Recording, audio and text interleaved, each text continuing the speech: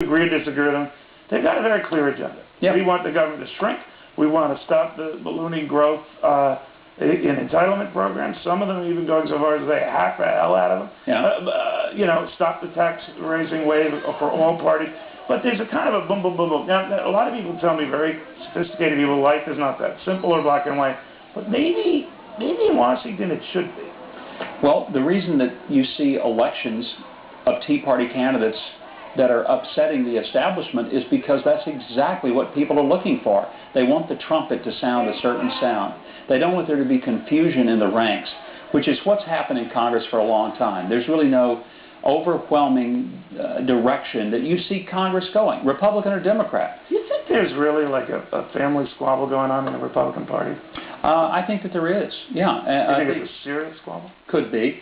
It could get resolved, but what happened this week, the reaction to the Christine O'Donnell election was stunning.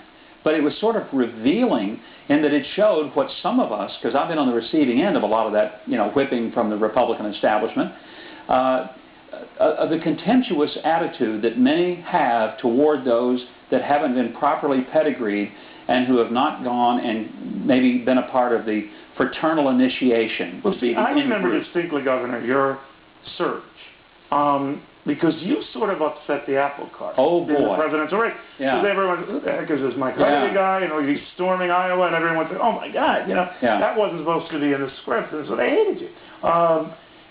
I'm wondering whether Republicans are even now sending a message. We don't like this populist stuff. We really don't. They want the votes.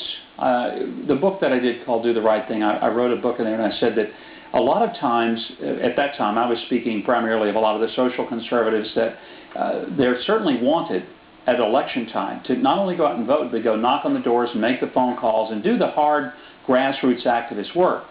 But when the election is over, please disappear. It's sort of like that relative you have in the family. You're going to tolerate them on Thanksgiving Day. They got to come over and eat, but you don't want to see them again until next Thanksgiving. See, that's me. That's me. But I've always said, I'm not blowing you smoke, Governor. I think you were the first Tea Party in your party, because there's a lot of stuff that you said down the stump that just frowns with a lot of folks. Yeah. Usually establishment party folks. Yeah. Is the stuff they're preaching now. But I don't think, you're closer to this than I don't think the establishment party really buys it or likes it. They don't like it. No, they don't like it because they don't control it. And that's one of the reasons that there is this schism within the Republican Party, is because you do have, and I would use the word, and I know it's going to sound a little harsh, but the word elitist. But there is a sense in which those who are within the establishment, the right party, the right pedigree, and child, and the guys like Catholic. I'm still going to support Christine O'Donnell. That's absurd. You shake the hand of the person who beats you. That's just good sportsmanship. But we've seen this in Alaska. We've seen it in Delaware, where the loser didn't have the class to go over and say, I don't like the results, but I accept the results. See, I could never do that. Of course not. No, I could never. If someone beat me, I would just think I would make their life hell. Well, I can tell you, from 20 years of electoral politics, you never enjoy getting defeated.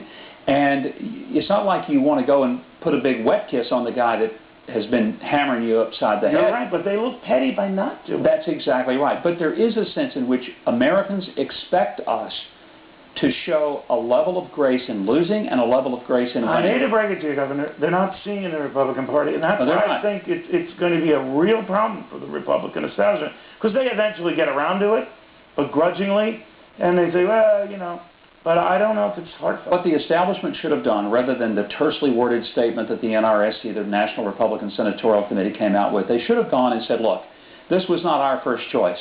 But the people have spoken, and we are a nation that respects the voters.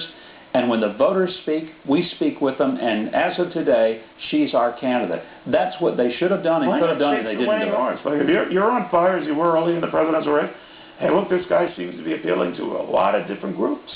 Let's run with this puppy. But they're afraid of the groups they're appealing to because they don't control them. And what you don't control, don't you want to win?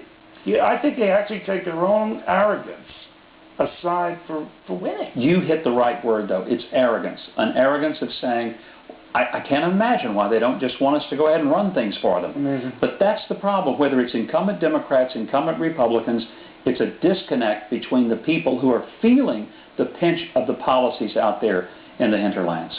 You were the first Tea Party, I do mean that.